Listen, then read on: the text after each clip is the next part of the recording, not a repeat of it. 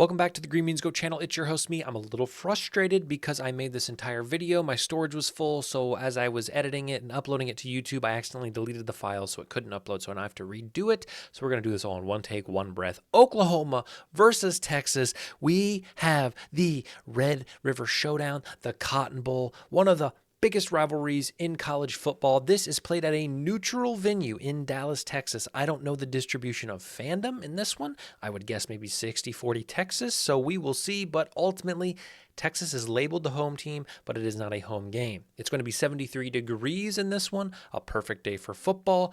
Texas leads this series all time 63-50. That's 113 games played plus 5 games played, 118 games played in this series. Oklahoma, though, does have the advantage as of late. Looking at the season record, good grief, we got 10 wins and no losses in this one. But Oklahoma, all anyone is going to talk about is the fact that their wins are certainly less impressive. Sure, they have Cincinnati on here. Sure, they have Iowa State on here. But that is nothing compared to Alabama, Wyoming, Baylor, Kansas. I know what you're saying. Wyoming, yes, Wyoming is good this year. Rice has been good this year. So every win on this Texas side is almost more impressive than one win on this Oklahoma side. Okay, fine. Cincinnati's fine. But outside of that, Texas's strength of schedule is much stronger than Oklahoma's, and I think that rears its ugly head for Oklahoma in this game. Looking at the numbers right now, Oklahoma is plus 210 on the money line. Texas is minus 250 at the best shops. The spread is 6.5, and the over-under is 60.5. And I've put this little white graphic on here. This was 5 days ago, October 1st, and the line was 4.5. The total was 58.5, and the money line was sub 200 for Texas. So why is this important? This is what I would call significant line movement in favor of Texas, considering the magnitude of this game. Yeah, you could say, well, it's only moving 50 cents and it's only moving 2 points, and 4 and 5 aren't really key numbers anyway, so it's not that big of a movement. Sure, and I can see that that's probably accurate in some cases, but the magnitude of this game being one of the biggest games on the slate, I would have expected it to open very close to the right number, very tight, okay?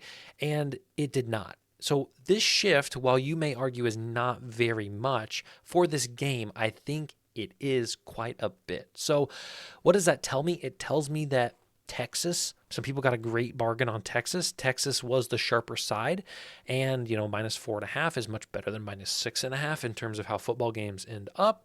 So that is just something to keep in mind as we move forward. Talking about how this game I think plays out, my script and my leans. Again, this is a neutral venue. It is not a Texas home game. And for Oklahoma, we see one top 50 team played on their schedule thus far. And we talked about that, so we don't need to beat a dead horse.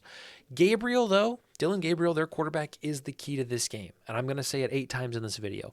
If they win this game, it's going to be because Dillon Gabriel had a monster afternoon against this Texas defense, which I just don't see happening. The third and final point about Oklahoma that I'll point out is they've played bad teams this year, and they're still 56th in rushing yards per game, which means even when they're winning games, they're not running clock. And I don't know why. I don't know if their offensive line is just not that good. I don't know if their offense is just designed for the QB 24/7. Look at their running backs. Okay, Marcus Majors, their leading rusher at 199 yards total on the season. Walker 193, Barnes 122, and then their quarterback at 95 rushing yards. So they don't have a rusher on their team over 200. Yes, you could argue that these two are right at 200, but still that's interesting when we look at Texas running back, which we'll get to in a second. Texas boasts a top 10 defense in points per game allowed and yards per game allowed, and they've played some solid teams, so this statistic to me is impressive. They have a balanced offense. They can run and they can pass, and I think all they need to do in this game is plan for Dillon Gabriel, because I don't see Oklahoma being able to run on Texas's defensive front. So if Texas can say, let's limit Gabriel, let's slow him down, I think Texas has a pretty easy path to victory. So my prediction for this game right here in the white italicized letters is I think this is going to be lower scoring than most people expect. I think Texas is going to be able to run the ball well, control the clock, control the time of possession. And I think as long as Texas can limit Oklahoma's explosive plays, they should come out of this one with a victory. So I said I'd talk about their running back, Jonathan Brooks. has 597 yards. So again, compare that one guy to these 4 guys. He's out rushing them. Okay, not quite, almost. All right. So just think this is really lopsided. And when a team like Oklahoma comes in a bit one-dimensional so far this season against mediocre teams and now has to face a top 5 team who has a good defense, I just think it's Texas all the way.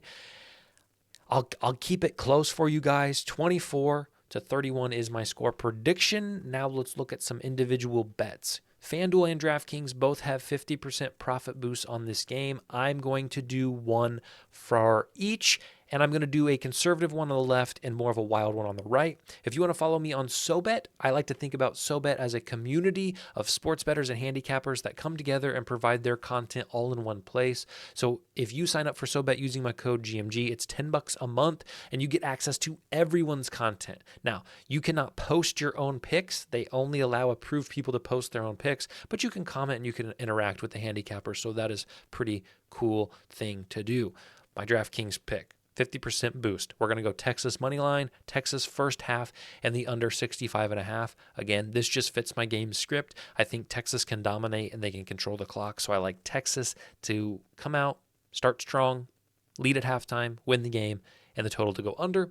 And then for my wild one, if you will, I'm taking the under 60.5. That's the main line. I like that. I still like that number. Okay, as you can see, I have 55 as my total. So under 60.5. But I do like Gabriel to go over 265. I think they abandoned the run early and they just decide the only way we can win this game is passing. So I do like him to have passing yards over 265. He's got 1 game over 400, 2 games over 300. So let's ride it. Quinn Ewers to score a touchdown. This is Texas's quarterback. He has 5 rushing touchdowns this season, and his number was plus 135 to score. So his offensive line is one of the best in the country. I like him to find the end zone against Oklahoma. And finally, Marcus Major. As you know, Oklahoma's running back, under 45.5 yards. If you want to leave any bet off, I would leave this one off. I think it's the riskiest one just because he has 1 big explosive play of 40 yards and this ticket is burned up. But I do not think he gets the volume at his rushing yards per carry, which is about 3, to reach that total. Again, an explosive play could get us. But outside of that, I don't think he has the volume to get to that number. As always, guys, short and sweet. Thanks for stopping by. I appreciate your support, your continued support. So if you're not subscribed and you like the content, please consider subscribing. We'll be back as always, as ever. We'll see you next time.